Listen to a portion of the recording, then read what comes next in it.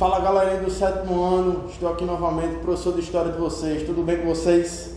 E aí, como foram os estudos? E aí vamos dar continuidade, não a um novo assunto, mas sim agora a um assunto complementar que traremos nessa aula.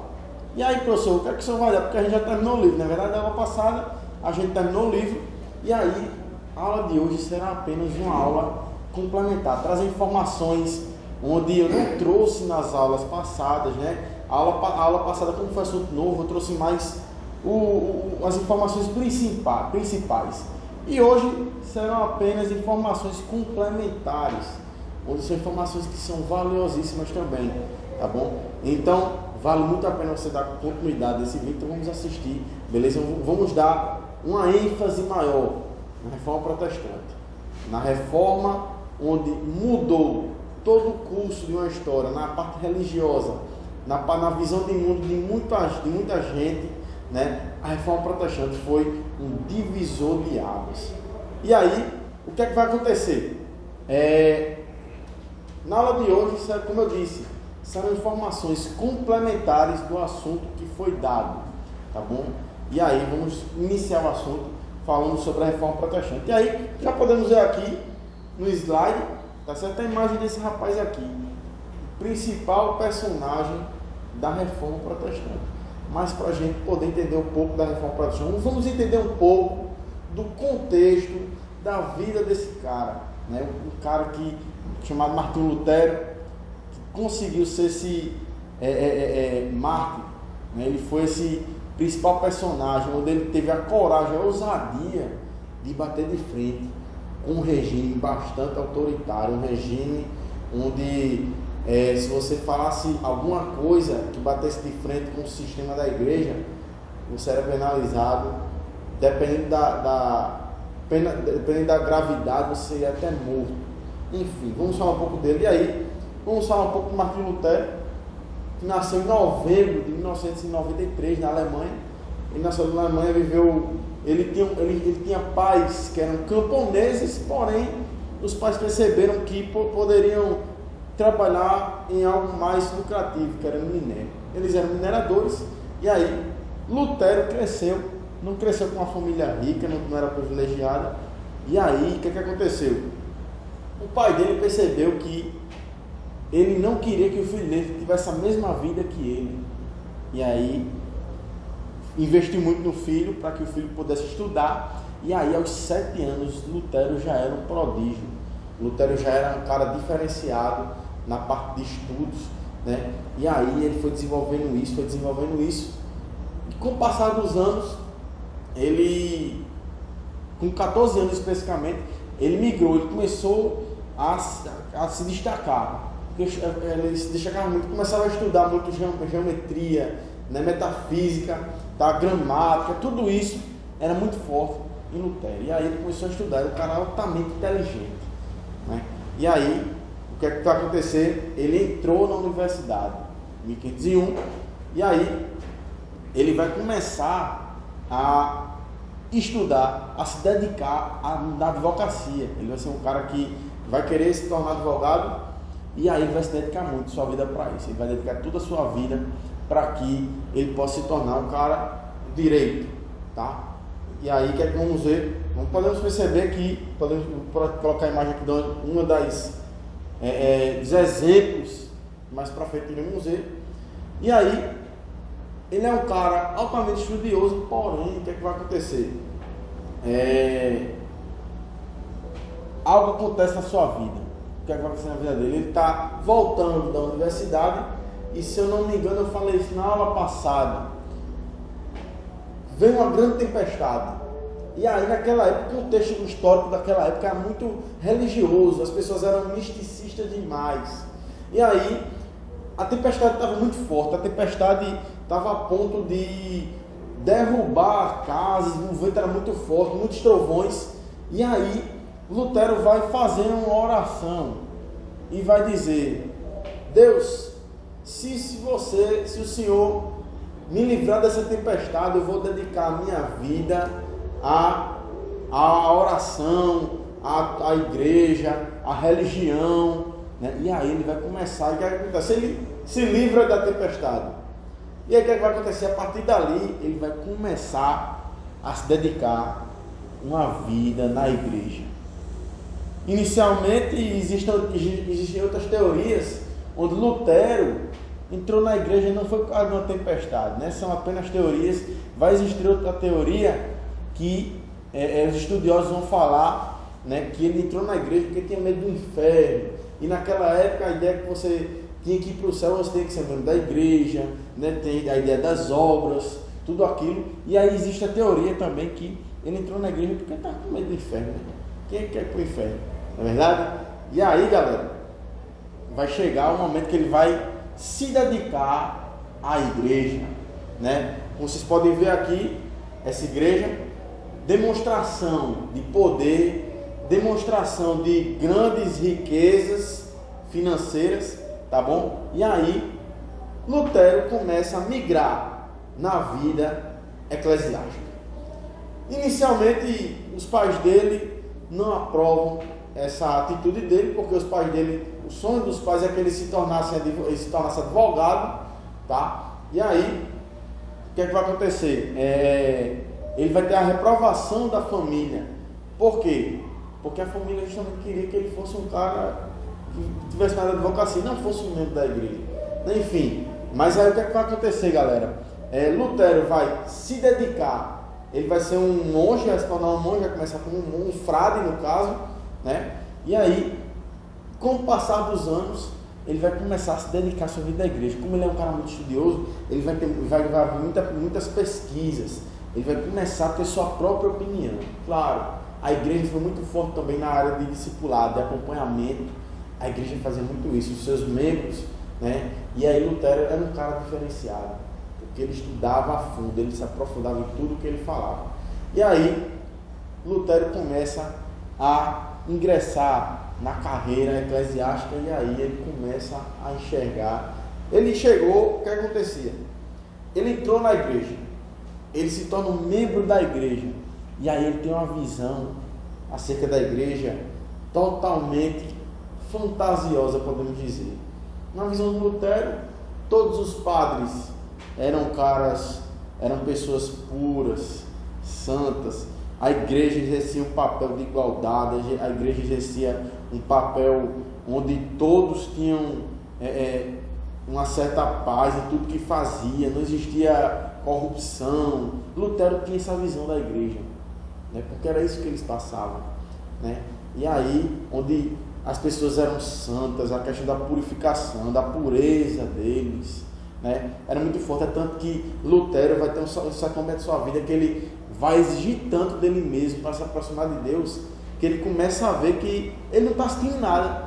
Inicialmente, ele vai entrar na igreja e vai começar a se perguntar: meu Deus, por que eu não estou sentindo nada? Porque não estou vendo que nada está acontecendo.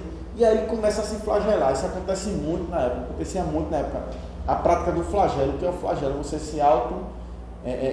você se machucar, tá? E aí os flagelos naquela época não eram dos melhores, era coisa que era para parecer a carne viva mesmo nas feridas. E aí ele se flagelava para poder pagar os seus pecados. Ele entendia que ele estava com muito pecado, né? Por isso que ele não se aproximava de Deus. Ele fazia boas obras, né? Mas enfim, e aí o que é que vai acontecer? Ele tinha essa prática do flagelo, e aí ele começa a entrar, a migrar, a ingressar na igreja, e aí ele começa a se decepcionar. Ele começa a ver que o sistema da igreja é um sistema corrupto. Ele começa a ver muita corrupção, muita exploração dentro da igreja, o sistema, né? Os padres que ele via com tanto esmero, com tanto amor, a questão da santificação, tudo isso, né? Agora ele está vendo que não é bem aquilo que ele pensava, né? Os membros da igreja, agora todos reunidos, com aquela pompa toda, mas com intenções por trás, intenções de exploração, intenções que não eram legais e que Lutero nunca imaginava ver os membros da igreja tomar certas atitudes reprováveis. Quais são essas atitudes? E aí a gente vai ver mais para frente, beleza? E aí, com isso tudo, Lutero, quando ele passa a mergulhar dentro do sistema da igreja, ele começa a mudar sua visão acerca dos líderes, acerca da doutrina, acerca de tudo o que está acontecendo, porque ele está começando a ver que realmente aquilo ali não estão condizendo, o que eles falam não estão condizendo com as práticas dele.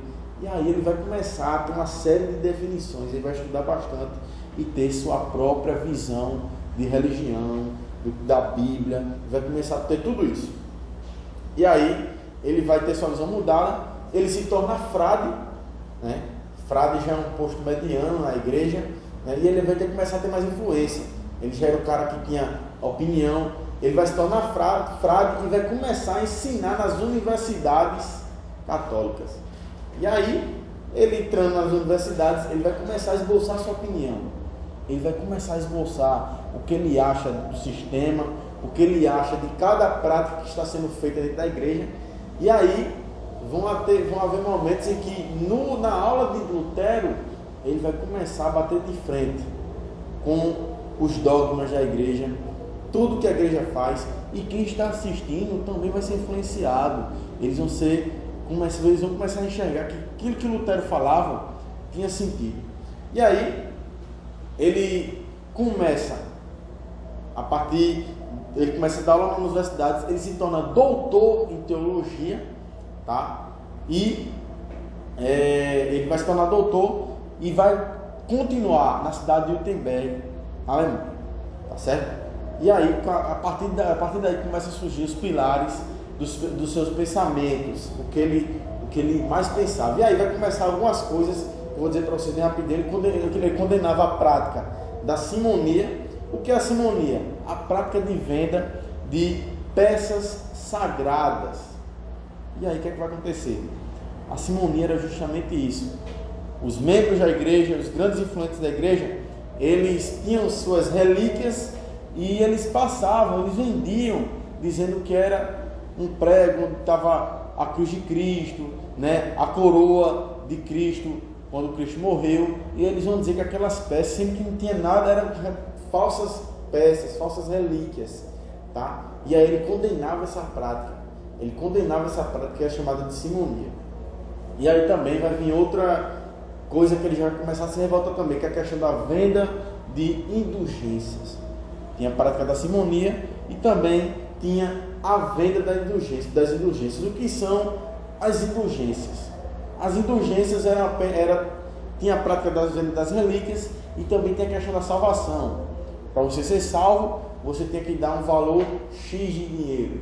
Para você tirar uma alma do purgatório, a pessoa não foi muito boa, no mundo ela não foi muito boa e ela estava lá no purgatório, decidindo se precisava ir para o inferno. E aí a igreja dizia que para que essa pessoa saísse do purgatório, era necessário dar um valor em dinheiro. E aí a igreja estava interessada muito em a questão da arrecadação, né? Todas as formas para que elas pudessem ter um pouco mais poder financeiro. E também ele vai condenar a questão da disponibilidade da Bíblia. A Bíblia só era escrita, só tem em latim, ou seja, só os membros da igreja tinham acesso à Bíblia. E aí ele também vai ser uma das coisas que ele vai mais se revoltar. E aí o que vai acontecer? Em 31 de outubro de 1517, ele vai lançar as 95 teses. Essas 95 teses estarão toda a sua linha de pensamento, o que ele vai achar, tudo isso, tá bom? E aí, estamos vendo aqui uma das universidades, onde ele se tornou doutor e tinha muita influência. E aí vai vir o lançamento das 95 teses, tá? E aí ele vai começar a debater, para vocês terem noção, Lutero foi tão ousado que ele chamou para o debate os membros da igreja. Isso naquela época não existia, ninguém fazia isso, porque todo mundo temia ao poder da igreja, o que a igreja podia fazer. E aí,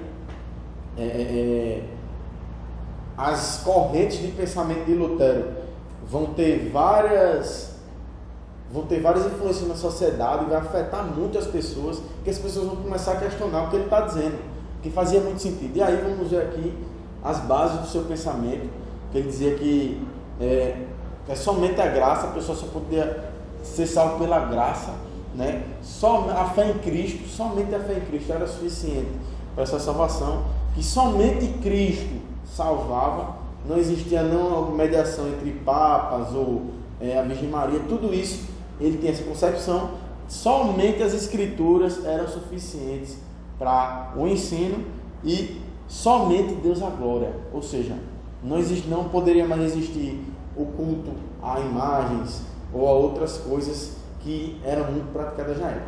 E aí, Lutero tinha como base tudo isso.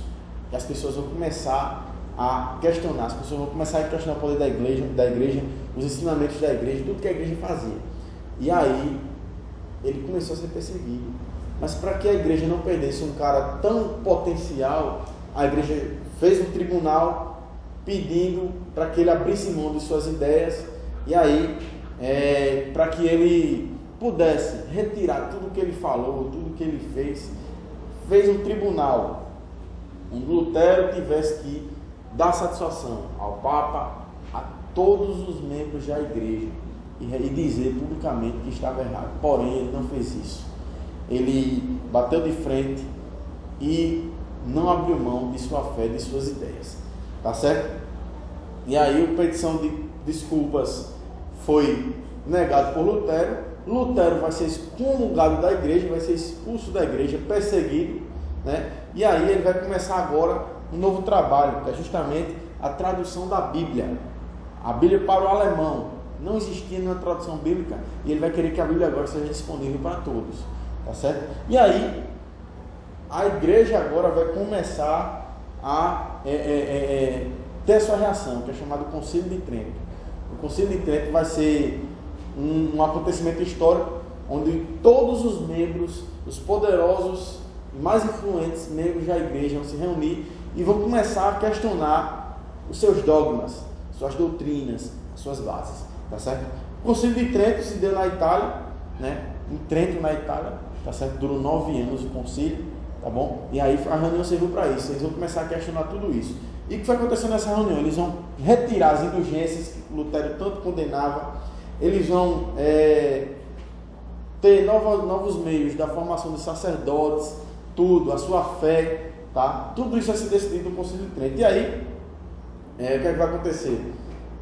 Algumas decisões foram tomadas, como eles vão deixar continuar os 7 sacramentos que Lutero condenava, praticamente todos eles vão permanecer, porém as indulgências vão ser retiradas, né? Eles vão deixar a confirmação do culto à Virgem Maria, a reativação da Inquisição também vai permanecer, né? O Papa, a infalibilidade do Papa, a influência do Papa também vai permanecer nos dogmas. Isso tudo vai ser decidido no Concílio de Trento. E para fechar, né, a questão da existência do purgatório, que Lutero tanto condenava, né? A formação dos seminários eles vão fortalecer mais ainda, e a permanência dos 7 sacramentos, que é o batismo, o crisma, a Eucaristia, a reconciliação, a unção dos enfermos, a ordem e o matrimônio. Tudo isso o Concílio de Trento decidiu que ia permanecer, e aí estamos fixos até os dias de hoje. Beleza? Estamos aí, encerramos nossa aula por hoje, uma aula rápida para vocês, um resumo rápido de Reforma Protestante, para que vocês possam fortalecer as suas ideias do que foi passado desde a primeira aula até hoje, beleza? Até a próxima aula, Deus abençoe vocês.